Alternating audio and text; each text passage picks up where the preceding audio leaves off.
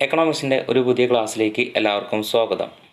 ഇന്നത്തെ ക്ലാസ്സിൽ നമ്മൾ പഠിക്കാൻ പോകുന്നത് 2024 നടന്നിട്ടുള്ള +1 മോഡൽ എക്സാമിന് വന്നിട്ടുള്ള ചോദ്യങ്ങളും അതിൻ്റെ ഉത്തരങ്ങളുമാണ്. എല്ലാവരും നല്ല രീതിയിൽ ക്ലാസ് കണ്ട് മനസ്സിലാക്കി എക്സാം അറ്റൻഡ് ചെയ്യാൻ വേണ്ടി ശ്രമിക്കണം.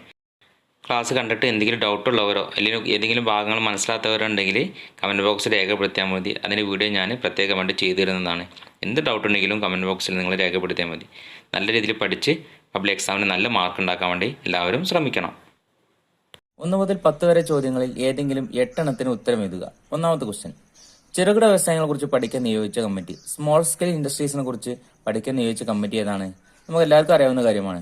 1 Brundtland commission, Kothari commission, Karve committee, Rangarajan committee. ഇതൊക്കെ നമുക്ക് അറിയാവുന്ന കാര്യമാണ്. നമ്മൾ ചെറുകിട വ്യവസായങ്ങളെ കുറിച്ചൊക്കെ പഠിച്ചിട്ടുണ്ട്. ഇന്ത്യയിൽ ഏറ്റവും കൂടുതൽ വികസനത്തിന് സാധ്യതയുള്ളതും ഏറ്റവും കൂടുതൽ ആൾക്കാർ തൊഴിൽ ചെയ്തതുമായിട്ടുള്ള വ്യവസായം ഏതാണ്? ചെറുകിട വ്യവസായം എന്നൊക്കെ എല്ലാവർക്കും അറിയാവുന്ന കാര്യമാണ്. നമ്മുടെ രാജ്യത്ത് ഏറ്റവും കൂടുതൽ സാധ്യത ഉള്ളതായിട്ടുള്ള ഒരു വ്യവസായമാണ് ചെറുകിട വ്യവസായം. അപ്പോൾ അതിന്റെ പ്രാധാന്യത്തിന് വേണ്ടി അല്ലെങ്കിൽ അതിന്റെ വികസനത്തെ കുറിച്ചൊക്കെ പഠിക്കാൻ വേണ്ടി അല്ലെങ്കിൽ അതിന്റെ പ്രാധാന്യത്തെ കുറിച്ച് പഠിക്കാൻ വേണ്ടി നിയോഗിച്ചൊരു കമ്മിറ്റി ആയിരുന്നു ഏത്? കാർവേ കമ്മിറ്റി. 2 താഴെ തന്നിരിക്കുന്നവയിൽ ഏത് വിഭാഗം തൊഴിലില്ലായ്മയാണ് ഇന്ത്യൻ കാർഷിക മേഖലയിൽ നിലനിൽക്കുന്നത്? 1 പ്രത്യക്ഷ തൊഴിലില്ലായ്മ, പ്രച്ഛന്ന തൊഴിലില്ലായ്മ, ഘടനാപരമായിട്ട് തൊഴിലില്ലായ്മ, ഇവയൊന്നുമല്ല. Open unemployment, disguised unemployment, structural unemployment, none of these. ഇന്ത്യയിലെ ഏത് തരം തൊഴിലില്ലായ്മയാണ്? ഒന്നാമത്തെ പ്രത്യക്ഷ തൊഴിലില്ലായ്മ.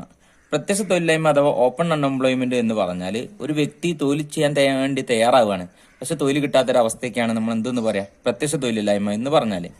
2 പ്രച്ഛന്ന തൊഴിലില്ലായ്മ, ഡിസ്ക്യൂസ്ഡ് അൺഎംപ്ലോയ്മെന്റ്. നമ്മൾ കാർഷിക മേഖലയിൽ ഏറ്റവും കൂടുതൽ കണ്ടുവരുന്ന ഒരു തൊഴിലില്ലായ്മയാണ് ഇത്. അതായത് ഇപ്പോൾ ഒരു പ്രദേശത്ത് അല്ലെങ്കിൽ എന്താണ് ഒരു തൊഴിലിന് കൂടുതൽ ആളുകളെ നിയോഗിക്കുക. അപ്പോൾ കുറഞ്ഞ ദിവസം കൊണ്ട് തന്നെ ആ തൊഴിൽ എന്താണ് പൂർത്തിയാവുകയും പിന്നീട് ആളുകൾക്ക് തൊഴിലില്ലാത്തൊരവസ്ഥ വരികയും ചെയ്യുക. അതിനെയാണ് നമ്മൾ എന്ത് പറയാ? പ്രച്ഛന്ന തൊഴിലില്ലായ്മ അഥവാ ഡിസ്ക്യൂസ്ഡ് അൺഎംപ്ലോയ്മെന്റ് എന്ന് പറഞ്ഞാൽ. 3 ഘടനാപരമായിട്ടുള്ള തൊഴിലില്ലായ്മ, സ്ട്രക്ചറൽ അൺഎംപ്ലോയ്മെന്റ്. അതായത് ടെക്നോളജി കടന്നു വന്നതിന് ശേഷം ജനങ്ങൾക്ക് തൊഴിൽ കിട്ടാത്തൊരവസ്ഥയാണ് എന്തെന്ന് പറഞ്ഞാൽ ഘടനാപരമായിട്ടുള്ള തൊഴിലില്ലായ്മ എന്ന് പറഞ്ഞാൽ. അപ്പം ഇവിടെ ഏതാണ് ആൻസർ ആയിട്ടുള്ളത്? ഡിസ്ക്യൂസ്ഡ് അൺഎംപ്ലോയ്മെന്റ് അഥവാ പ്രച്ഛന്ന തൊഴിലില്ലായ്മയാണ്. അതായത് ഒരു പ്രദേശത്ത് എന്താണ് കാർഷിക മേഖലയിൽ നമ്മൾ കണ്ടുവരുന്ന തൊഴിലില്ലായ്മ എന്ന് പറഞ്ഞു കഴിഞ്ഞ നേരത്തെ. അതായത് കൂടുതൽ ആളുകൾ തൊഴിലിന് വേണ്ടി നിയമിക്കുക. അങ്ങനെയാണെങ്കിൽ എന്താണ് കുറഞ്ഞ ദിവസം കൊണ്ട് തന്നെ തൊഴിൽ തീരുകയും പിന്നീട് ആളുകൾ തൊഴിലില്ലാത്തൊരവസ്ഥയും വരികയാണ്. അങ്ങനെ ഉണ്ടാവുന്ന തൊഴിലില്ലായ്മയ്ക്ക് നമ്മൾ എന്തെന്ന് പറയാ? പ്രച്ഛന്ന തൊഴിലില്ലായ്മ എന്ന് പറയുന്നത്. 3 ഉപഭോക്തൃ വില സൂചകാങ്കത്തിന്റെ മറ്റൊരു പേരെന്ത്? കൺസ്യൂമർ പ്രൈസ് ഇൻഡെക്സിന്റെ മറ്റൊരു പേരാണ് ചോദിച്ചുള്ളത്. ജീവിത ചെലവ് സൂചകാങ്കം, മൊത്തവില സൂചിക, ചില്ലറ ഉൽപ്പന്ന സൂചിക, ഉപഭോക്തൃ വില ഉൽപാദന സൂചിക, cost of living index, wholesale price index, retail price index, consumer production index. ഏതാണ്? ജീവിത ചെലവ് സൂചകാങ്കം അഥവാ കോസ്റ്റ് ഓഫ് ലിവിംഗ് ഇൻഡെക്സ്. കാരണം ഒരു വ്യക്തിനെ കുറിച്ച് അല്ലെങ്കിൽ ഉപഭോക്താവിനെ കുറിച്ച് മാത്രമാണ് ഇവിടെ പറയുന്നത്. അതുകൊണ്ട് ജീവിത ചെലവ് സൂചകാങ്കം അഥവാ കോസ്റ്റ് ഓഫ് ലിവിംഗ് ഇൻഡെക്സ്. തന്നിരിക്കുന്ന ദത്തങ്ങളിൽ നിന്നും ബഹുലക മൂല്യം കാണുക. ഇവിടെ ഇതിന് ആൻസർ തന്നിട്ടില്ല. കാരണം ബഹുലകം അഥവാ മോഡ് കാണാൻ വേണ്ടിയാണ് പറഞ്ഞിട്ടുള്ളത്. ഏത് സംഖ്യയാണ് ഏറ്റവും കൂടുതൽ ആവർത്തിച്ച് വരുന്നത് അതാണ് ഇതിന്റെ ബഹുലകം അല്ലെങ്കിൽ മോഡ് എന്ന് പറഞ്ഞാൽ. ഇവിടെ സംഖ്യകൾ ആവർത്തിച്ച് വരാത്തത് കൊണ്ട് ഇതിന് ആൻസർ ഇല്ല. 5ാമത്തെ, ജീവിത ചെലവ് അടിസ്ഥാനമാക്കി ഇന്ത്യയിൽ ദാരിദ്ര്യരേഖ കണക്കാക്കിയത് ആരാണ്? നമ്മൾ ജീവിത ചെലവിനെ കുറിച്ചും ദാരിദ്ര്യരേഖയെ കുറിച്ചൊക്കെ പഠിക്കുമ്പോൾ ഏറ്റവും കൂടുതൽ പ്രധാനമായിട്ട് പഠിക്കുന്ന ഒരു വ്യക്തിന്റെ പേരുണ്ട്. അത് നിങ്ങൾക്ക് അറിയാവുന്ന കാര്യമാണ്. എങ്കിലും ഓപ്ഷൻ കൂടി നമുക്ക് നോക്കണം. VK.R.V. റാവു, ദാദാഭായ് നവറോജി, അമർത്യ സെൻ, സുരേഷ് ടെണ്ടുൽക്കർ. ആരാണ് ഇവിടെ ഉള്ളത്? ദാദാഭായ് നവറോജിയാണ്. ജയിൽ ജീവിത ചെലവ് അല്ലെങ്കിൽ ദാരിദ്ര്യരേഖ കണക്കാക്കിയ ആരാണ്? ദാദാഭായ് നവറോജിയാണ്.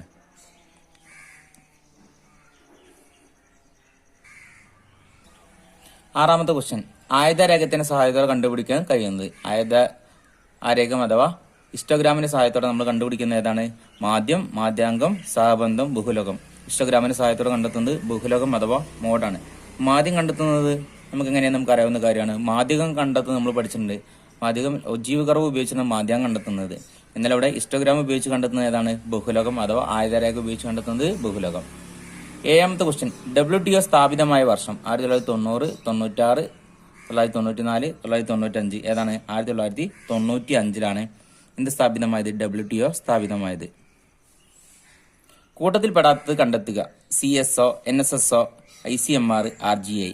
ഇതിൽ CSO, NSSO, RGI എന്നൊക്കെ പറഞ്ഞു കഴിഞ്ഞാൽ സെൻസസ് കണക്കാക്കുന്ന സ്ഥാപനങ്ങളാണ്.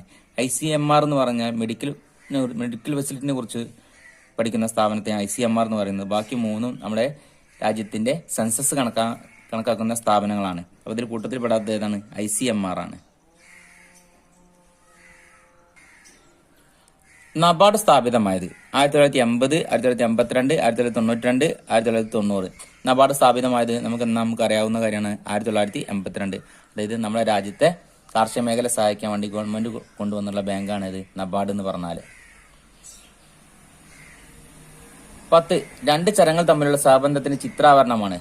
രണ്ട് ചരങ്ങൾ, രണ്ട് വേരിയബിൾസ് തമ്മിലുള്ള സഹബന്ധം കാണിക്കുന്ന ഏതാണ്, അല്ലെങ്കിൽ കോറിലേഷൻ കാണിക്കുന്ന ഏതാണ്? സ്കാറ്റർ ഡയഗ്രാം, ആവർത്തിയ വക്രം, ആയതാരേഖം, ആവർത്തിയ ഭൂഭുജം. Scatter diagram frequency curve, histogram frequency polygon. Scatter diagram ആണ്. 11 മുതൽ 15 വരെയുള്ള ചോദ്യങ്ങൾ ഏതെങ്കിലും 4 എണ്ണത്തിന് ഉത്തരം എഴുതുക. 2 സ്കോർ വീതം. ഒന്നാമത്തെ, ഇന്ത്യയിൽ ദാരിദ്ര്യത്തിനുള്ള കാരണങ്ങൾ വിശദമാക്കുക. Explain causes of poverty in India. എക്സാമിന് 5 മാർക്കിനും 8 മാർക്കിനും ചോദിക്കുന്ന ഒരു ചോദ്യമാണ് ഇന്ത്യയിലെ ദാരിദ്ര്യത്തിന്റെ കാരണങ്ങൾ. നമുക്കറിയാവുന്ന കാര്യമാണ് ഇന്ത്യയിലെ ദാരിദ്ര്യത്തിന്റെ കാരണങ്ങൾ ഏതൊക്കെയാണെന്ന്. ഇന്ത്യൻ എക്കോണമിയുടെ 4ാമത്തെ ചാപ്റ്ററിലാണ് നമ്മൾ ദാരിദ്ര്യത്തിന്റെ കാരണങ്ങളെ കുറിച്ച് പഠിക്കുന്നത്. നമ്മുടെ രാജ്യത്ത് അല്ലെങ്കിൽ നമ്മൾ പൊതുവെ ദാരിദ്ര്യത്തിന് പ്രധാനമായിട്ടും കാണപ്പെടുന്ന കുറച്ച് കാരണങ്ങളുണ്ട്. 10 പോയിന്റ് ഉണ്ട് ഇതിന്. 8 മാർക്കിനൊക്കെ ചോദ്യം അധികം ചോദിക്കാറുണ്ട്. ഒന്നാമത്തത് കുറഞ്ഞ വരുമാനം, ലോ ഇൻകം. 2 ആസ്തിയില്ലായ്മ, ലാക്ക് ഓഫ് അസറ്റ്. 3 തൊഴിലില്ലായ്മ, അൺഎംപ്ലോയ്മെന്റ്. 4 അസമത്വം, ഇൻഇക്വാളിറ്റി. 5 ഒറ്റപ്പെടൽ അഥവാ ഗതികേട്, ഐസൊലേഷൻ ആൻഡ് പവർലെസ്നെസ്. 6 ചൂഷിതൽ, വൾനറബിലിറ്റി. 7 കുറഞ്ഞ സാമ്പത്തിക വളർച്ച, അൺസാറ്റിസ്ഫാക്ടറി എക്കണോമിക് ഗ്രോത്ത്. 8 ജനസംഖ്യാ സ്ഫോടനം, പോപ്പുലേഷൻ എക്സ്പ്ലോഷൻ. 9 കൃഷിയുടെയും വ്യവസായവൽക്കരണത്തിന്റെയും പിന്നോക്കാവസ്ഥ, backward agriculture and low level of industrialisation. 10 നാണ്യപ്പെരുപ്പം അഥവാ ഇൻഫ്ലേഷന്. പ്രധാനമായിട്ടും 10 കാരണങ്ങളാണ് ദാരിദ്ര്യത്തിനുള്ള കാരണങ്ങൾ. 1 ലോ ഇൻകം അഥവാ കുറഞ്ഞ വരുമാനം. 2 ആസ്തിയില്ലായ്മ, ലാക്ക് ഓഫ് അസറ്റ്. 3 തൊഴിലില്ലായ്മ, അൺഎംപ്ലോയ്മെന്റ്. 4 അസമത്വം, ഇൻഇക്വാളിറ്റി. 5 ഒറ്റപ്പെടൽ ഗതികേട്, ഐസൊലേഷൻ ആൻഡ് പവർലെസ്നെസ്. 6 ചൂഷിതരി, വൾനറബിലിറ്റി. 7 കുറഞ്ഞ സാമ്പത്തിക വളർച്ച, അൺസാറ്റിസ്ഫാക്ടറി എക്കണോമിക് ഗ്രോത്ത്. 8 ജനസംഖ്യാ സ്ഫോടനം, പോപ്പുലേഷൻ എക്സ്പ്ലോഷന്. 9 കൃഷിയുടെയും വ്യവസായവൽക്കരണത്തിന്റെയും പിന്നോക്കാവസ്ഥ, backward agriculture and low level of industrialisation. 10 നാണ്യപ്പെരുപ്പം അഥവാ ഇൻഫ്ലേഷന്. താഴെ തന്നിരിക്കുന്ന ദത്തങ്ങൾ ഉപയോഗിച്ച് ലഘുബാർ ഡയഗ്രാം വരയ്ക്കുക. Draw a simple bar diagram from the following data. ഒരു സിമ്പിൾ ബാർ ഡയഗ്രാം ആണ് വരയ്ക്കാൻ പറഞ്ഞുള്ളത്. ഇവിടെ Sri Lanka, Germany, UK, India, China, Sweden തന്നിട്ടുണ്ട്. ജനനിരക്ക് തന്നിട്ടുണ്ട്. ഒരു സിമ്പിൾ ബാർ ഡയഗ്രാം വരയ്ക്കുന്നത് എങ്ങനെയാണെന്ന് എല്ലാവർക്കും അറിയാവുന്ന കാര്യമാണ്. നമ്മൾ ഈ പ്രോബ്ലംസ് ഒക്കെ ഇതിന്റെ സെക്കൻഡ് പാർട്ടിലാണ് ചെയ്യാൻ പോകുന്നത്. അപ്പം ഈ ഒരു വീഡിയോ ഫസ്റ്റ് പാർട്ട് ഉണ്ടായിരിക്കും, സെക്കൻഡ് പാർട്ടും ഉണ്ടായിരിക്കും. 13ാമത്തെ ക്വസ്റ്റ്യൻ, ഇന്ത്യൻ കാർഷിക മേഖലയിൽ സ്വയം സഹായ സംഘങ്ങളുടെ പ്രാധാന്യം വിശദീകരിക്കുക. അപ്പം എന്താണ് സ്വയം സഹായ സംഘങ്ങൾ? ഇപ്പൊ ജനങ്ങളെ, ചില വ്യക്തികളൊന്നും തൊഴിലില്ലാഞ്ഞാല് സ്വന്തമായിട്ട് ബിസിനസ് ചെയ്യാൻ വേണ്ടി ആഗ്രഹിക്കാറുണ്ട്. അപ്പൊ ഒരു വ്യക്തി ഒരാൾ ഒറ്റയ്ക്കോ അല്ലെങ്കിൽ കൂട്ടമായിട്ടോ സ്വന്തമായിട്ട് സംഘം രൂപീകരിക്കുകയും എന്നിട്ട് സ്വന്തമായിട്ട് ഒരു സംരംഭം തുടങ്ങാൻ വേണ്ടി ആഗ്രഹിക്കുകയും ചെയ്യാറുണ്ട്. ഇതിനാണ് നമ്മൾ സ്വയം സഹായ സംഘങ്ങൾ എന്ന് പലപ്പോഴും പറയാറുള്ളത്. നമ്മുടെ രാജ്യത്ത് പല ആൾക്കാരും, വലിയ ഒരുപാട് ആളുകൾ തൊഴിലില്ലായ്മ അനുഭവിക്കുന്ന ആൾക്കാരുണ്ട്.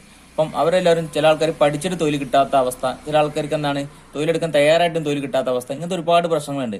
അപ്പൊ സ്വന്തമായിട്ടൊരു സംരംഭം കണ്ടെത്തുക, അല്ലെങ്കിൽ ഒരു കൂട്ടം ചേർന്ന ആളുകൾ സ്വന്തമായിട്ട് സംരംഭം കണ്ടെത്തിയിട്ട് അത് മുന്നോട്ട് കൊണ്ടുപോകുക. ഇങ്ങനെയുള്ളതിനാണ് നമ്മൾ സ്വയം സഹായ സംഘങ്ങൾ എന്ന് പറയുന്നത്. അപ്പൊ നമ്മുടെ നാട്ടിലൊക്കെ 3-4 ആൾക്കാരോ 5-10 ആൾക്കാരോ കൂടി ചേർന്നിട്ട് ഒരു സംഘം രൂപീകരിക്കും. എന്നിട്ട് അവർ ഒരു ചെറുകിട സംരംഭം തുടങ്ങുന്നതൊക്കെ നമ്മൾ കണ്ടിട്ടുണ്ടായിരിക്കും.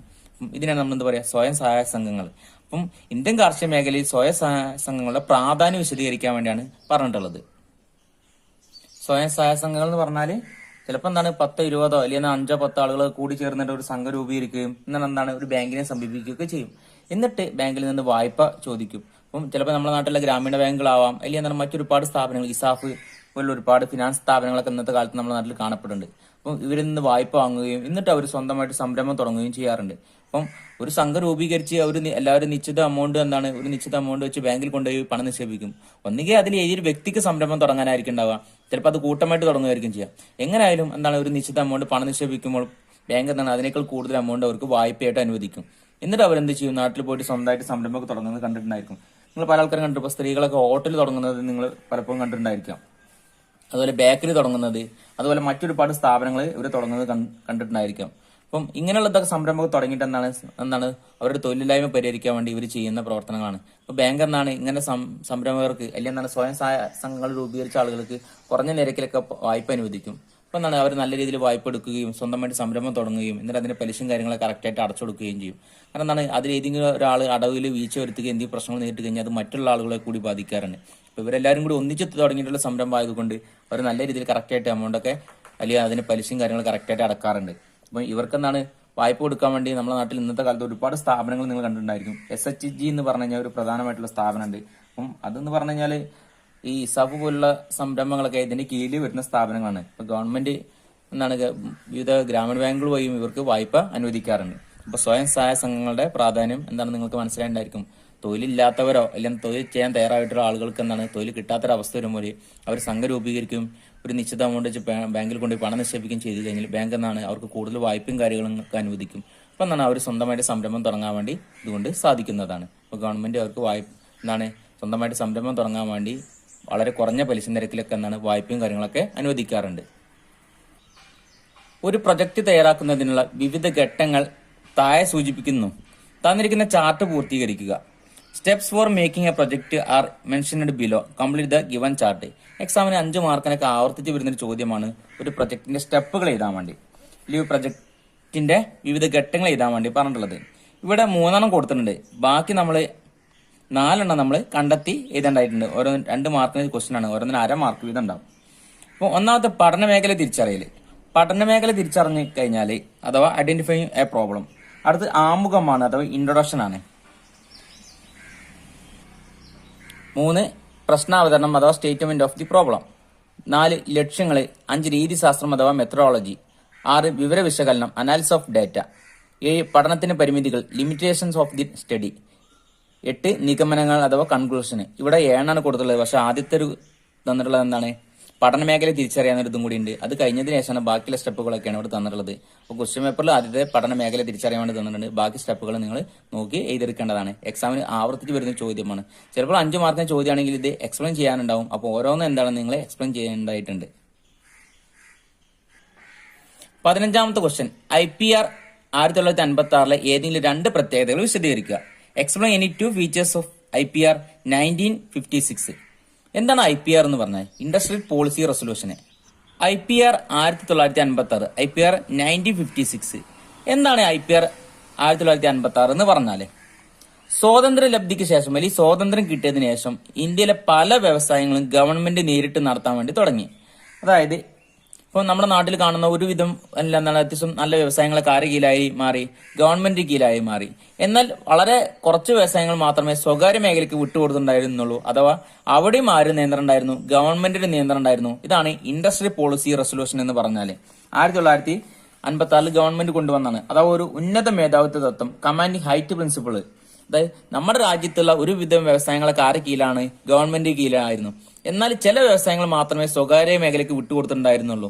എന്നാൽ പല വ്യവസായങ്ങളും നല്ല ഒരുവിധം ഉയർന്ന വ്യവസായങ്ങൾക്ക് ഗവൺമെന്റ് നടത്തുകയും മറ്റു ചില വ്യവസായങ്ങളെ ഗവൺമെന്റ് സ്വകാര്യ മേഖലയും കൂടി നടത്തുകയും എന്നാൽ വളരെ കുറച്ച് വ്യവസായങ്ങൾ മാത്രമേ സ്വകാര്യ മേഖലയ്ക്ക് മാത്രം വിട്ടുകൊടുത്തിട്ടുണ്ടായിരുന്നുള്ളൂ.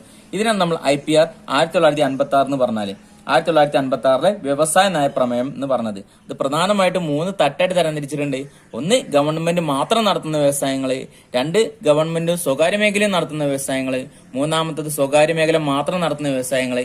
ഇങ്ങനെയുള്ളതായിരുന്നു അന്നത്തെ കാലത്ത് 1956 ഗവൺമെന്റ് കൊണ്ടുവന്നിട്ടുണ്ടായിരുന്ന ഉന്നത മേധാവിത്വ തത്വം എന്നാൽ പറഞ്ഞാല്, കമാൻഡിംഗ് ഹൈറ്റ് പ്രിൻസിപ്പിൾ എന്ന് പറഞ്ഞാല്. 1956 വ്യവസായ മേഖലത്തിന്റെ പ്രധാനമായിട്ടുള്ള പ്രത്യേകതയാണ് ഇപ്പൊ നമ്മൾ പറഞ്ഞിട്ടുള്ളത്. 16 മുതൽ 20 വരെയുള്ള ചോദ്യങ്ങളിൽ ഏതെങ്കിലും 4 എണ്ണത്തിന് ഉത്തരം എഴുതുക. താഴെ തന്നിരിക്കുന്ന പട്ടിക പൂർത്തീകരിക്കുക. അപ്പം ആദ്യത്തെ തന്നിട്ടുള്ളത് എന്താണ്? 16ാമത്തെ ക്വസ്റ്റ്യൻ ഒരു പട്ടിക തന്നിട്ടുണ്ട്. അത് ഫില്ല് ചെയ്യാൻ വേണ്ടിയാണ് പറഞ്ഞിട്ടുള്ളത്. അപ്പൊ ഇവിടെ നമുക്ക് നോക്കിക്കഴിഞ്ഞാൽ അറിയാൻ സാധിക്കും ഒരു പട്ടികയുടെ ഭാഗങ്ങളാണ് ഇവിടെ ചോദിച്ചിട്ടുള്ളത്. അപ്പം 2 തന്നിട്ടുണ്ട്, അതുപോലെ 7 തന്നിട്ടുണ്ട്. ബാക്കിയുള്ള ഭാഗങ്ങളൊക്കെ നമ്മൾ കണ്ടക്ട് ചെയ്യണം. എക്സാമിന് 4 മാർക്കിനും 5 മാർക്കിനും ആവർത്തിച്ച് വരുന്നൊരു ചോദ്യമാണ് പട്ടികയുടെ ഭാഗങ്ങൾ രേഖപ്പെടുത്താൻ വേടി. ഒന്നാമത്തെ പട്ടിക നമ്പർ അഥവാ ടേബിൾ നമ്പർ. ഓരോ പട്ടികയ്ക്കും ഒരു നമ്പർ ഉണ്ടായിരിക്കും. 2 ശീർഷകം അഥവാ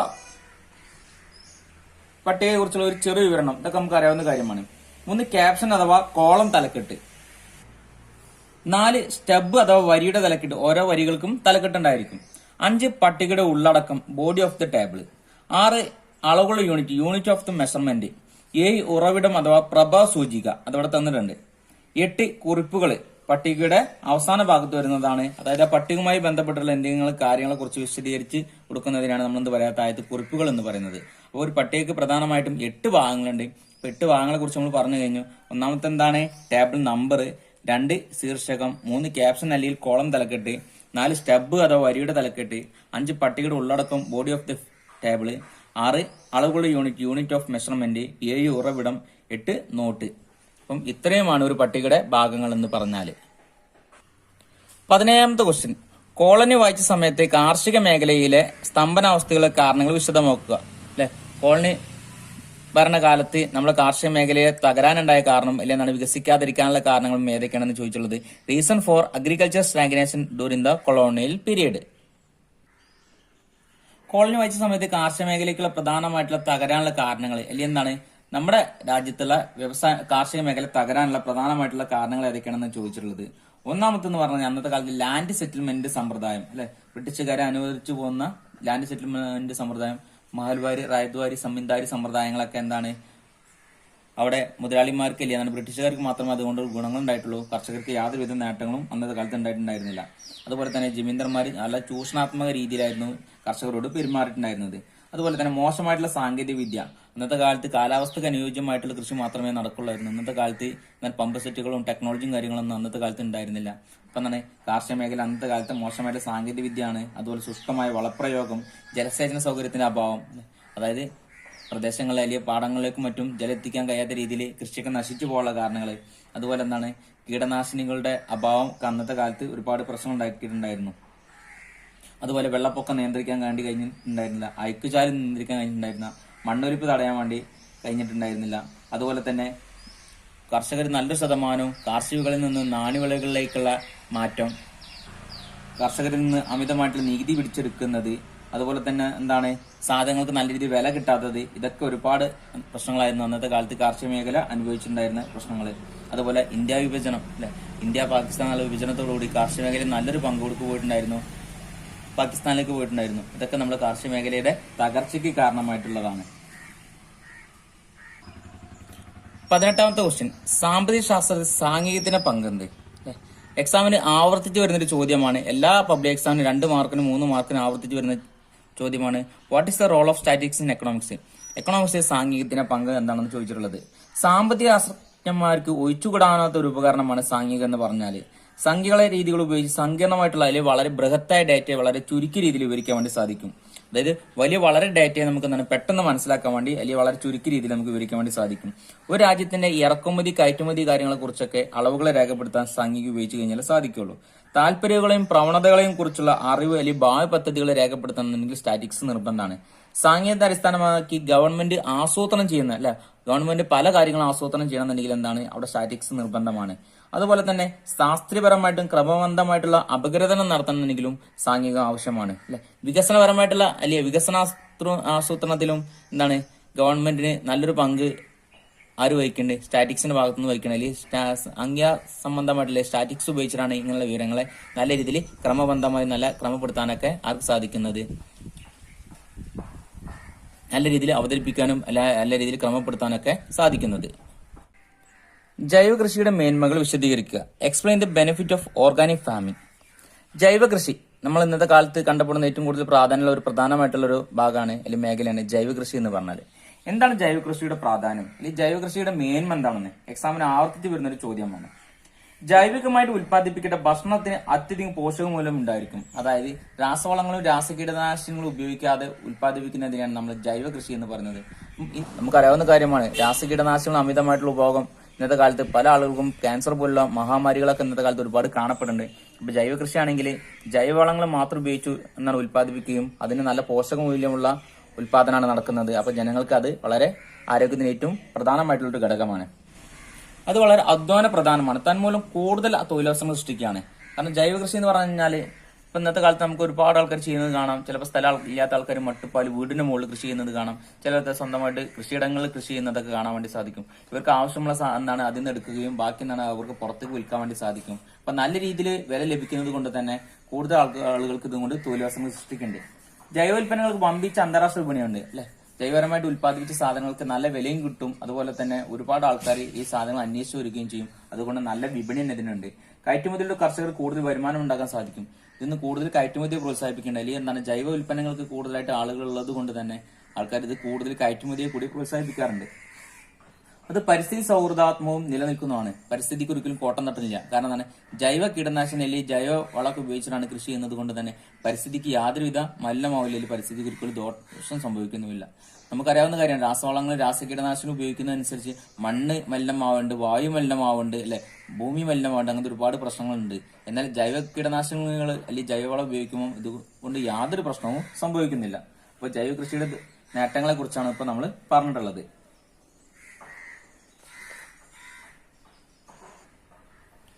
20ാമത്തെ ക്വസ്റ്റ്യൻ, സെൻസസ് രീതിയും സാമ്പിൾ രീതിയും തമ്മിൽ വ്യത്യാസം കണ്ടെത്തുക. ഏതെങ്കിലും 2 സാമ്പിൾ രീതികൾ എഴുതുക. Distinguish between census method and sampling method. Write any 2 types of sampling. എന്താണ് സെൻസസ് രീതിയും എന്താണ് സാമ്പിൾ രീതിയും എന്നും നമുക്ക് അറിയാവുന്ന കാര്യമാണ്. സെൻസസ് രീതി എന്ന് പറഞ്ഞാൽ സമൂഹത്തിലുള്ള എല്ലാതിനെയും പരിഗണിച്ചുകൊണ്ട് നമ്മളൊരു സെൻസസ് നടത്തുകയാണെങ്കിൽ അതിനെ നമ്മൾ സെൻസസ് മെത്തേഡ് എന്ന് പറയും. അതൊരു ക്ലാസ്സിലുള്ള ഒരു 50 കുട്ടികളുണ്ടെങ്കിൽ എല്ലാ കുട്ടികളുടെയും പഠന നിലവാരം ഉൾക്കൊള്ളിച്ചുകൊണ്ട് പഠനം നടത്തുകയാണെങ്കിൽ അത് സെൻസസ് രീതിയാണ്. അല്ലെങ്കിൽ നമ്മുടെ രാജ്യത്ത് നടത്തുന്ന സെൻസസ് എന്ന് പറഞ്ഞാൽ സെൻസസ് രീതിയാണ്. എല്ലാ ജനങ്ങളും ഉൾക്കൊള്ളിച്ചുകൊണ്ട് സെൻസസ് നടത്തുകയാണെങ്കിൽ അത് നമ്മൾ എന്ത് പറയും, സെൻസസ് രീതി എന്ന് പറയും. എന്നാൽ സാമ്പിൾ മെത്തേഡ് എന്ന് പറഞ്ഞാൽ നമ്മുടെ രാജ്യത്തുള്ള എല്ലാ ജനങ്ങളെയും പരിഗണിക്കുന്നില്ല, കുറച്ച് ജനങ്ങളെ മാത്രം പരിഗണിക്കുകയാണ്. ഒരു ക്ലാസ്സിൽ 50 കുട്ടികളുണ്ടെങ്കിൽ അതിൽ 5-10 കുട്ടികളെ മാത്രം പരിഗണിച്ചുകൊണ്ട് സെൻസസ് നടത്തുകയും അങ്ങനെ തന്നെ ഏകദേശം ക്ലാസ്സിൽ ഏകദേശം നിലവാരം നമുക്ക് മനസ്സിലാക്കാൻ വേണ്ടി സാധിക്കും. ഇതിനെ നമ്മൾ സാമ്പിൾ രീതി അഥവാ സാമ്പിൾ മെത്തേഡ് എന്ന് പറഞ്ഞാൽ. അപ്പൊ സെൻസസ് രീതിയും സാമ്പിൾ മെത്തേഡും നിങ്ങൾക്ക് മനസ്സിലായിട്ടുണ്ടായിരിക്കും. സെൻസസ് രീതി എന്ന് പറഞ്ഞാൽ എല്ലാത്തിനെയും പരിഗണിച്ചുകൊണ്ട് സർവേ നടത്തുകയാണെങ്കിൽ അതിനെ സെൻസസ് സർവേ എന്നും, സാമ്പിൾ മെത്തേഡ് എന്ന് പറഞ്ഞു കഴിഞ്ഞാൽ വളരെ കുറച്ച് ആളുകളെ അല്ലെങ്കിൽ കുറഞ്ഞതിനെ മാത്രം പരിഗണിച്ചുകൊണ്ട് സർവേ നടത്തുകയാണെങ്കിൽ അതിനെ നമ്മൾ എന്ത് പറയും, സാമ്പിൾ സർവേ എന്നും കൂടി പറയാറുണ്ട്. അപ്പം ചില സ്ഥലങ്ങളിൽ മാത്രമേ നമുക്ക് സെൻസസ് സർവേ ഉപയോഗിക്കാൻ സാധിക്കുള്ളൂ, എല്ലായിടത്തും സെൻസസ് സർവേ ഉപയോഗിക്കാൻ സാധിക്കണമെന്നില്ല. എന്നാൽ ഒരു രാജ്യത്തിന് സെൻസസ് നടത്തുമ്പോൾ നമ്മൾ സെൻസസ് സർവേ മാത്രമേ ഉപയോഗിക്കാൻ പാടുള്ളൂ. എന്നാൽ സാമ്പിൾ സർവേ എന്ന് പറഞ്ഞാൽ എല്ലായിടത്തും അതുപോലെ സാമ്പിൾ സർവേ ഉപയോഗിക്കാൻ പാടില്ല. ഒരു ബോക്സിലെ ചോക്കിന്റെ നിലവാരം അളക്കണമെന്നുണ്ടെങ്കിൽ, ചോക്കിന്റെ ബലം അളക്കണമെന്നുണ്ടെങ്കിൽ എല്ലാ ചോക്കും നമുക്ക് പൊട്ടിക്കാൻ സാധിക്കില്ല. അവിടെ സെൻസസ് മെത്തേഡ് ഉപയോഗിക്കാൻ പറ്റില്ല. അവിടെ സാമ്പിൾ മെത്തേഡ്, അതിൽ ഒരു ചോക്കന്റെ പൊട്ടിച്ചു നോക്കിയിട്ട് അതിന്റെ ബലവും കാര്യങ്ങളൊക്കെ നമുക്ക് അളക്കാൻ വേണ്ടി സാധിക്കുള്ളൂ. അപ്പം അതുപോലെ തന്നെ സാമ്പിൾ രീതിയുടെ ഏതെങ്കിലും രണ്ട് സാമ്പിൾ രീതി ഏതാണെന്ന് പറയുന്നത്. അപ്പൊ സാമ്പിൾ രീതികളെ കുറിച്ച് നമ്മൾ പഠിച്ചിട്ടുണ്ട്. അതിൽ ഒന്നാമത്താണ് യാദൃച്ഛിക സംഖ്യാ രീതി, 2 ഭാഗ്യക്കുറി രീതി. ഭാഗ്യക്കുറി രീതി അഥവാ ലോട്ടറി മെത്തേഡ്. ഇപ്പൊ ഒരുപാട് സംഖ്യകളിൽ നിന്ന് അല്ലെ, ഇപ്പൊ ലോട്ടറി ഒക്കെ എടുക്കണം നിങ്ങൾ കണ്ടിട്ടുണ്ടായിരിക്കും.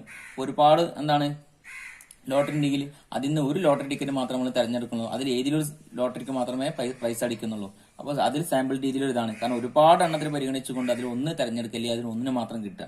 അതുപോലെ യാദൃച്ഛിക സംഖ്യാ രീതി. ഇപ്പൊ കുറെ സംഖ്യകൾ ഉണ്ടെന്നുണ്ടെങ്കിൽ അതിൽ നിന്ന് ഒന്നിനെ മാത്രം നമ്മൾ പരിഗണിക്കുകയാണ്. ഇതൊക്കെ നമ്മൾ അവിടെ സാമ്പിൾ രീതി ഉപയോഗിക്കാൻ സാധിക്കും. ഇപ്പൊ നമ്മൾ നേരത്തെ പറഞ്ഞുകൊണ്ട് ചോക്കിന്റെ ബലം അളക്കുന്നത്, പിന്നെ അതുപോലെ ഒരു ക്ലാസ് ലീഡർ തെരഞ്ഞെടുക്കുന്നത്. എല്ലാ കുട്ടികളെയും നമുക്ക് ക്ലാസ് ലീഡർ ആക്കാൻ പറ്റില്ല. അപ്പം അതിൽ നിന്ന് ഒരാളെ മാത്രമേ തെരഞ്ഞെടുക്കുകയാണ് ചെയ്യുന്നത്. അപ്പം അതുപോലെ തന്നെ ഇവിടെ യാദൃച്ഛിക സംഖ്യാ രീതി എന്ന് പറഞ്ഞാൽ കുറെ സംഖ്യകളിൽ നിന്ന് ഒരു സംഖ്യനെ മാത്രം തെരഞ്ഞെടുക്കല്, കുറച്ച് സംഖ്യനെ മാത്രം തെരഞ്ഞെടുക്കുക. റാൻഡം നമ്പർ ടേബിൾ എന്ന് ഇതിനുകൂടി പറയാറുണ്ട്, അഥവാ യാദൃച്ഛിക സംഖ്യാ രീതി എന്ന് കൂടി പറയും. 21 മുതൽ 25 വരെയുള്ള ചോദ്യങ്ങൾ ഏതെങ്കിലും 4 എണ്ണത്തിന് ഉത്തരം എഴുതുക. 4 സ്കോർ വീതം. തന്നിരിക്കുന്ന ദത്തങ്ങളിൽ നിന്ന് തൊഴിലാളി ജനസംഖ്യ അനുപാതം കണ്ടുപിടിക്കുക. തൊഴിലാളി ജനസംഖ്യ അനുപാതം കണ്ടുപിടിക്കാൻ വളരെ സിമ്പിൾ ആയിട്ടുള്ള ഭാഗമാണ്. തൊഴിലാളികൾ ബൈ ജനസംഖ്യ, അല്ലെ, വർക്കേഴ്സ് ബൈ പോപ്പുലേഷൻ ഇൻറ്റു 100. അപ്പം ഒരു ചോദ്യമാണ് 66.28 എന്നാണ് കിട്ടുക. നിങ്ങൾ മനസ്സിലായിട്ടുണ്ടായിരിക്കും 90/140 ഇൻറ്റു 100. അപ്പൊ നമുക്ക് എന്ത് കിട്ടും, 66.28 വർക്കേഴ്സ് ബൈ പോപ്പുലേഷൻ ഇൻറ്റു 100. താഴെ തന്നിരിക്കുന്ന പട്ടിക വിശകലനം ചെയ്യുക. അപ്പൊ താഴെ പട്ടിക തന്നിട്ടുണ്ട്. അപ്പൊ സ്ത്രീയും പുരുഷന്മാരും തന്നിട്ടുണ്ട്. സ്ത്രീകളുടെ തൊഴിലുള്ള പങ്കാളിത്തം ഗ്രാമങ്ങൾ എത്ര, നഗരങ്ങൾ എത്ര എന്ന് കൊടുത്തിട്ടുണ്ട്. അപ്പൊ അതിനെക്കുറിച്ച് എഴുതാനാണ് പറഞ്ഞത്. അപ്പം സ്ത്രീകളെക്കാൾ കൂടുതൽ പുരുഷന്മാരാണ് ജോലി ചെയ്യുന്നത്. ഗ്രാമങ്ങളിലായാലും നഗരങ്ങളിലായാലും ഏറ്റവും കൂടുതൽ പുരുഷന്മാരാണ് ജോലി ചെയ്യുന്നത് എന്നൊക്കെ പറഞ്ഞിട്ട് നിങ്ങൾക്ക് ഈ ടേബിളിൽ നിന്ന് എന്താണ് മനസ്സിലായത് അതൊന്ന് വിശദീകരിക്കാൻ വേണ്ടിയാണ് പറഞ്ഞത്. ഇവിടെ തൊഴിലാളി ജനസംഖ്യ അനുപാതം ഇന്ത്യയിൽ ഏറ്റവും കൂടുതൽ ആൾക്കാർ ഏറ്റവും കൂടുതൽ ആളുകളും അല്ലെങ്കിൽ പുരുഷന്മാരാണ് നമ്മുടെ രാജ്യത്ത് തൊഴിൽ ചെയ്യുന്നതെന്നൊക്കെ പറഞ്ഞാൽ നിങ്ങളുടെ ഐഡിയക്ക് അനുസരിച്ച് കുറെ ഉണ്ട് എക്സ്പ്ലെയിൻ ചെയ്യാം. 2 മാർക്കിന് ചോദ്യമാണ്. അപ്പോൾ ഒരു 4 പോയിന്റൊക്കെ എഴുതേണ്ടതായിട്ട് വരും. സാമ്പത്തിക പുരോഗതിക്ക് ചൈന സ്വീകരിച്ച വികസന പ്രവർത്തനങ്ങളെ കുറിച്ച് കുറിച്ച് എഴുതുക. Describe the path of developmental initiative taken by China for in its economic development. അപ്പൊ സാമ്പത്തിക പുരോഗതിക്ക് വേണ്ടി ചൈന അനുവർത്തിച്ച നയങ്ങളിൽ ചൈന സ്വീകരിച്ച നയങ്ങൾ. 1949 ചൈന സ്വതന്ത്രമായിട്ടുണ്ടായിരുന്നത്. അന്നത്തെ കാലത്ത് അന്ന് പീപ്പിൾ റിപ്പബ്ലിക് ഓഫ് ചൈന ഒരു ജനകീയ റിപ്പബ്ലിക് ആയിരുന്നു. 1949 മുതൽ അന്ന് കമ്മ്യൂണിസ്റ്റ് മന്ത്രിസഭ ആയിരുന്നു അവിടെ ഭരണം നടത്തിയിട്ടുണ്ടായിരുന്നത്. മാവോ സേതുങ് ആയിരുന്നു ഭരണാധികാരിയായിട്ട് മാറിയിട്ടുണ്ടായിരുന്നത്. അദ്ദേഹം അന്നത്തെ കാലത്ത് കമ്മ്യൂണിസ്റ്റ് സമ്പ്രദായത്തിനാണ് പ്രാധാന്യം കൊടുത്തിട്ടുണ്ടായിരുന്നത്. കമ്മ്യൂണിസ്റ്റ് സമ്പ്രദായം എന്ന് പറഞ്ഞാൽ എല്ലാ ജനങ്ങളും പോയിട്ട് എന്താണ് ഗ്രാമങ്ങളിൽ പോയി കൃഷി ചെയ്യുക, ഡോക്ടർമാര്, എഞ്ചിനീയറും വിദ്യാർത്ഥികളൊക്കെ പോയിട്ട് ഗ്രാമങ്ങളിൽ പോയിട്ട് കൃഷി ചെയ്യുക. പക്ഷെ അതൊക്കെ ഒരുപാട് പരാജയമാണ് അവർക്ക് ഉണ്ടായിട്ടുണ്ടായിരുന്നത്. അതിനുശേഷം ഡെങ് സിയാവോപിങ് അധികാരത്തിൽ വരികയും അവിടെ ഒരുപാട് മാറ്റങ്ങൾ കൊണ്ടുവരികയും ചെയ്തു. മാവോ സേതുങ്ങിന്റെ കാലത്ത് കമ്മ്യൂണിസ്റ്റ് സമ്പ്രദായം നടപ്പിലാക്കിയോട് ഒരുപാട് ആൾക്കാർ പട്ടിണി ദാരിദ്ര്യമായിട്ട് മരണപ്പെടുകയുണ്ടായി. അതിനുശേഷം ഡെങ് സിയാവോപിങ് അധികാരത്തിൽ വരികയും അവിടെ ഒരുപാട് മാറ്റങ്ങൾ കൊണ്ടുവരികയും ചെയ്തു. അദ്ദേഹം കാർഷിക മേഖലയിൽ കമ്മ്യൂണിസ്റ്റ് സമ്പ്രദായം ഒഴിവാക്കി, കമ്മ്യൂണിസ്റ്റ് സമ്പ്രദായം ഉപേക്ഷിച്ചു. സ്വകാര്യ സ്ഥാപനങ്ങൾക്ക് കൂടുതൽ പ്രാധാന്യം കൊടുത്ത് അവിടെ പല ഗവൺമെന്റ് സ്ഥാപനങ്ങൾ സ്വകാര്യ മേഖലയ്ക്കായിട്ട് സംവരണം ചെയ്തു കൊടുക്കുകയും പല സ്വകാര്യ സ്ഥാപനങ്ങളും ഗവൺമെന്റ് സ്ഥാപനങ്ങളായിട്ട് മത്സരിക്കുകയും ചെയ്തു. അതോടെ പല ഗവൺമെന്റ് സ്ഥാപനങ്ങൾ നഷ്ടത്തിലാവുകയും ചെയ്തു. അതുപോലെ തന്നെ കയറ്റുമതിയും ഇറക്കുമതിയും മേലുള്ള നിയന്ത്രണങ്ങളൊക്കെ അദ്ദേഹം എടുത്ത് കളഞ്ഞ് സ്വകാര്യ മേഖലയ്ക്കായിട്ട് കൂടുതൽ പ്രാധാന്യം കൊടുക്കുകയും അതുപോലെ പൊതുമേഖലാ സ്ഥാപനങ്ങൾക്ക് ഒരുപാട് പ്രശ്നങ്ങൾ നേരിടുകയും ചെയ്തു. എന്നാലും കയറ്റുമതി ഇറക്കുമതി കൂടുതൽ പ്രോത്സാഹിപ്പിക്കുകയും ചെയ്തു. അതുപോലെ വിദേശ മൂലധന നിക്ഷേപത്തിനും കൂടുതൽ പ്രാധാന്യം കൊടുക്കി. ഇതൊക്കെ ചൈനയുടെ ഇന്നത്തെ കാലത്തുള്ള വളർച്ചയ്ക്കും വികസനത്തിനും കാരണമായി.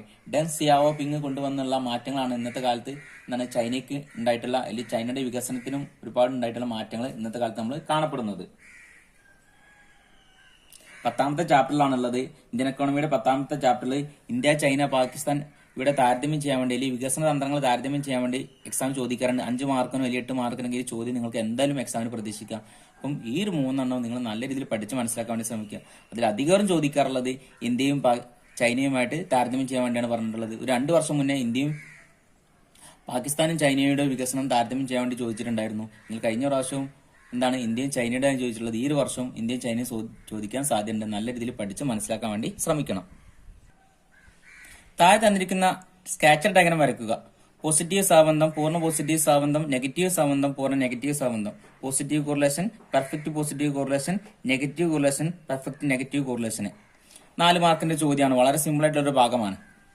നമുക്ക് തന്നിരിക്കുന്ന ബിന്ദുക്കൾ അടയാളപ്പെടുത്തി കഴിഞ്ഞാൽ അവയെല്ലാം ഇടത് മൂലയിൽ നിന്ന് മുകളിലത്തെ വലത് മൂലയിലേക്ക് ഉയരാനുള്ള പ്രവണത കാണിക്കുകയും അവ ബന്ധിപ്പിച്ചുകൊണ്ട് കർവ് വരച്ചു കഴിഞ്ഞാൽ എല്ലാ കർവിനും മുകളിലും താഴെയുമാണ് കാണിച്ചിരിക്കുന്നതെങ്കിൽ അതിനെ നമ്മൾ പോസിറ്റീവ് സാബന്ധം എന്ന് പറയും. പൂർണ്ണ പോസിറ്റീവ് സാബന്ധം എന്ന് പറഞ്ഞാൽ നമുക്ക് തന്നിരിക്കുന്ന ബിന്ദുക്കൾ രേഖപ്പെടുത്തി കഴിഞ്ഞാൽ എല്ലാ ബിന്ദുക്കളും ഇടത് മൂലയിൽ നിന്ന് വലത് മൂലയിലേക്ക് ഉയരാനുള്ള പ്രവണത കാണിക്കുകയും ആ ബിന്ദുക്കളെ ബന്ധിപ്പിച്ചുകൊണ്ട് കർവ് വരച്ചു കഴിഞ്ഞാൽ എല്ലാ ബിന്ദുക്കളും ആ കർവിൽ മാത്രമാണുള്ളതെങ്കിൽ അതിനെ നമ്മൾ എന്ത് പറയും? പൂർണ്ണ പോസിറ്റീവ് സാബന്ധം എന്ന് പറയും. രണ്ടാമത്തത് അടുത്തത് നെഗറ്റീവ് സാബന്ധം. താഴത്തെ വലത് മൂലയിൽ നിന്ന് മുകളിലത്തെ ഇടത് മൂലയിലേക്ക് ഉയരാനുള്ള പ്രവണത കാണിക്കുകയും അവ ബന്ധിപ്പിച്ചുകൊണ്ട് കർവ് വരയ്ക്കുകയാണെങ്കിൽ എല്ലാ ബിന്ദുക്കളും കർവിന് മുകളിലും താഴെയുമാണ് കാണിച്ചിരിക്കുന്നതെങ്കിൽ അതിന് നെഗറ്റീവ് സാബന്ധം എന്ന് പറയും. പൂർണ്ണ നെഗറ്റീവ് സാബന്ധം. നമുക്ക് തന്നിരിക്കുന്ന ബിന്ദുക്കള് വലത്തെ താഴെ നിന്ന് മുകളിലത്തെ ഇടത് ഭാഗത്തേക്ക് ഉയരാനുള്ള പ്രവണത കാണിക്കുകയും അവയെ ബന്ധിപ്പിച്ചുകൊണ്ട് കർവ് വരച്ചു കഴിഞ്ഞാൽ എല്ലാ ബിന്ദുക്കളും കർവിൽ മാത്രമാണ് കാണിച്ചിരിക്കുന്നതെങ്കിൽ അത് നമ്മൾ എന്ത് പറയും? പൂർണ്ണ നെഗറ്റീവ് സാബന്ധം എന്ന് പറയും. പോസിറ്റീവ് സാബന്ധം, പൂർണ്ണ പോസിറ്റീവ് സാബന്ധം. ഇവിടെ പോസിറ്റീവ് സാബന്ധം നിങ്ങൾ കണ്ടിട്ടുണ്ട്. ബിന്ദുക്കളൊക്കെ നമ്മൾ രേഖപ്പെടുത്തി. ആ ബിന്ദുക്കളെ ബന്ധിപ്പിച്ചുകൊണ്ട് കർവ് വരയ്ക്കുകയാണെങ്കിൽ അതെന്താണ്? ഇടത് മൂലയിൽ നിന്ന് വലത് മൂലയിലേക്ക് ഉയരാനുള്ള പ്രവണത കാണിക്കുന്നുണ്ട്. ആ ബിന്ദുക്കളെല്ലാം രേഖ മുകളിലും താഴെയുമാണ് കാണിച്ചിരിക്കുന്നത്. അടുത്ത നോക്കിയാണ് നിങ്ങൾ പൂർണ്ണ പോസിറ്റീവ് സാബന്ധത്തിൽ ബിന്ദുക്കളൊക്കെ രേഖപ്പെടുത്തി കഴിഞ്ഞാൽ എന്നാൽ ആ ബിന്ദുക്കളെ ബന്ധിപ്പിച്ചുകൊണ്ട് കർവ് വരയ്ക്കുകയാണ്. എന്നാൽ ഇടത് മൂലയിൽ നിന്ന് വലത് മൂലയിലേക്ക് ഉയരാനുള്ള പ്രവണത കാണിക്കും. എല്ലാ ബിന്ദുക്കളും ആ രേഖയിൽ മാത്രമാണ് കാണിച്ചിരിക്കുന്നത്. നെഗറ്റീവ് സാബന്ധം. എല്ലാ ബിന്ദുക്കളും വലത് ഭാഗത്തുനിന്ന് ഇടത് ഭാഗത്തേക്ക് ഉയരാനുള്ള പ്രവണത കാണിക്കുകയാണ് ചെയ്യുക. എന്നാൽ ബിന്ദുക്കളെ ബന്ധിപ്പിച്ചുകൊണ്ട് കർവ് വരയ്ക്കുകയാണെങ്കിൽ എല്ലാ ബിന്ദുക്കളും കർവിന് മുകളിലും താഴെയുമാണ് കാണിച്ചിരിക്കുന്നതെങ്കിൽ അതിന് നെഗറ്റീവ് സാബന്ധം എന്ന് പറയും. അടുത്ത പൂർണ്ണ നെഗറ്റീവ് സാബന്ധം. വലത് ഭാഗത്തുനിന്ന് ഇടത് ഭാഗത്തേക്ക് ഉയരാനുള്ള പ്രവണത കാണിക്കുകയും അവയെ ബന്ധിപ്പിച്ചുകൊണ്ട് കർവ് വരച്ചാൽ എല്ലാ ബിന്ദുക്കളും ആ കർവിൽ മാത്രമാണ് കാണിച്ചിരിക്കുന്നതെങ്കിൽ അത് നമ്മൾ എന്ത് പറയും? പൂർണ്ണ നെഗറ്റീവ് സാബന്ധം എന്ന് പറയും. നിങ്ങൾക്ക് ഈ 4 തരത്തിലുള്ള സാബന്ധം എന്താണെന്ന് മനസ്സിലായിട്ടുണ്ടായിരിക്കും. എക്സാമിന് 4 മാർക്കിന് പബ്ലിക് എക്സാമിന് ഈ ചോദ്യം എന്തായാലും നിങ്ങൾക്ക് പ്രതീക്ഷിക്കാവുന്നതാണ്. 24ാമത്തെ ക്വസ്റ്റ്യൻ. എന്താണ് ഹരിത വിപ്ലവം? ഹരിത വിപ്ലവത്തിന്റെ 2 നേട്ടങ്ങളും 2 ന്യൂനതകളും വിശദീകരിക്കുക. 2 നേട്ടങ്ങളും 2 കോട്ടങ്ങളും ഇതാ വേണ്ടി പറഞ്ഞിട്ടുള്ളത്. എന്താണ് ഹരിത വിപ്ലവം ഒക്കെ നിങ്ങൾക്ക് അറിയാവുന്ന കാര്യമാണ്.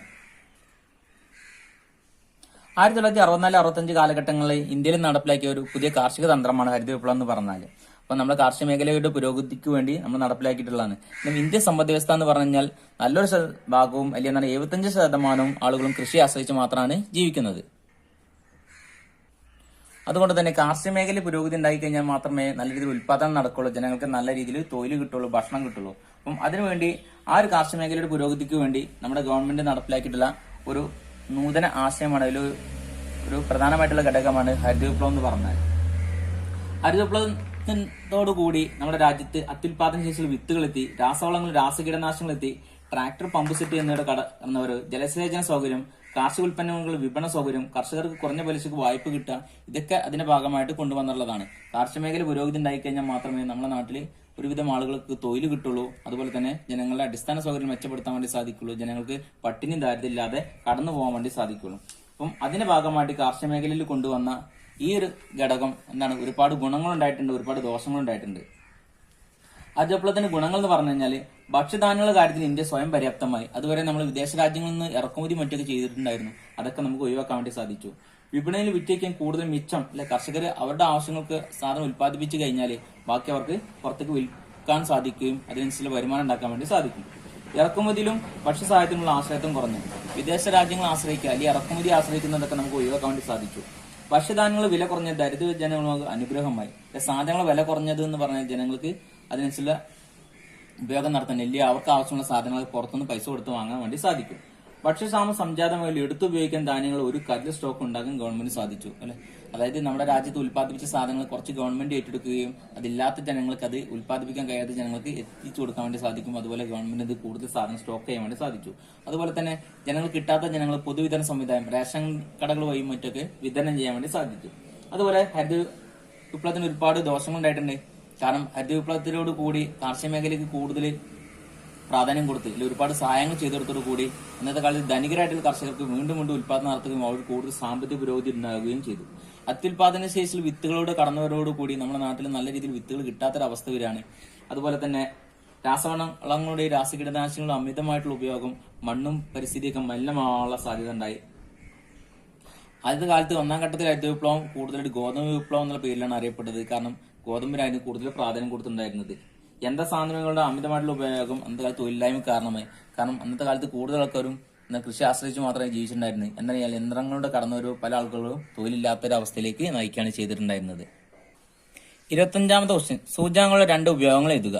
Right 2 uses of index numbers. ലഘു സമാഹൃത രീതി ഉപയോഗിച്ച് സൂചകാംഗം കണ്ടുപിടിക്കുക. ഇത് എക്സാമിന് വരുന്ന പ്രോബ്ലം ആയതുകൊണ്ട് നമ്മൾ ഇതിന്റെ സെക്കൻഡ് പാർട്ടിലാണ് ഇതിനെ പ്രോബ്ലം ചെയ്യുന്നത്. എന്നാൽ സൂചകങ്ങളുടെ 2 ഉപയോഗങ്ങൾ നമ്മൾ പറയാണ്. ഉചിതമായ നയങ്ങൾ രൂപപ്പെടുത്തുന്നതിന് അവ സഹായിക്കുന്നു. അവ താല്പര്യങ്ങളും പ്രവണതകളും വെളിപ്പെടുത്തുന്നു. സൂചകങ്ങളുടെ നാണയമൂല്യം കുറക്കുന്നത് വളരെ പ്രയോജനപ്രദമാണ്. ആ പണത്തിന്റെ ക്രയശേഷി അളക്കുന്നതിന് വേണ്ടി സഹായിക്കുകയാണ് ചെയ്യുന്നത്. സൂചകങ്ങളുടെ ഉപയോഗങ്ങൾ എക്സാമിന് ആർച്ച് വരുന്ന ചോദ്യമാണ്. 2 മാർക്കിനൊക്കെ. ഉചിതമായ നയങ്ങൾ രൂപപ്പെടുത്തുന്നവ സഹായിക്കുന്നു. അവ താല്പര്യങ്ങളും പ്രവണതകളും വെളിപ്പെടുത്തുന്നു. സൂചകങ്ങൾ നാണയമൂല്യം കുറയ്ക്കുന്നത് വളരെ പ്രയോജനപ്രദമാണ്. അവ പണത്തിന്റെ ക്രയശേഷി അളക്കുന്നതിന് സഹായിക്കുന്നു. ഈ പോയിന്റുകളൊക്കെയാണ് എക്സാമിന് വരുമ്പോൾ എന്തായാലും നിങ്ങൾ എഴുതേണ്ടത്. അപ്പം ഇനി അതിന്റെ പ്രോബ്ലം നമ്മൾ ചെയ്യുന്നതാണ്. പ്രോബ്ലം വളരെ സിമ്പിൾ ആയിട്ടുള്ള ഭാഗമാണ്. അതായത് ഏതാണ് ചോദിച്ചുള്ളത്? Calculate index numbers using simple aggregative മെത്തേഡാണ്. Sigma P1 by sigma P0 into 100.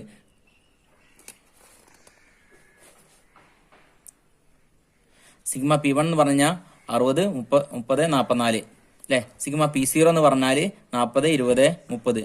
134 by 90, 134 by 90 into 100. അപ്പം അത് എത്രയാണെന്ന് കിട്ടുന്നത് നിങ്ങൾ ചെയ്ത് നോക്കി കഴിഞ്ഞാൽ നിങ്ങൾക്ക് ആൻസർ കിട്ടുന്നതാണ്. വളരെ സിമ്പിൾ ആയിട്ടുള്ള ഭാഗമാണ്.